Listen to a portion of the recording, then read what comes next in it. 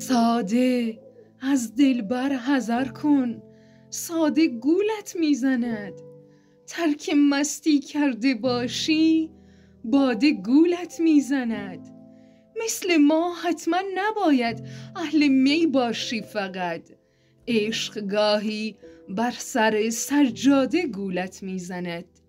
هر لبی سرخ است، آدم باش فریبش را نخور.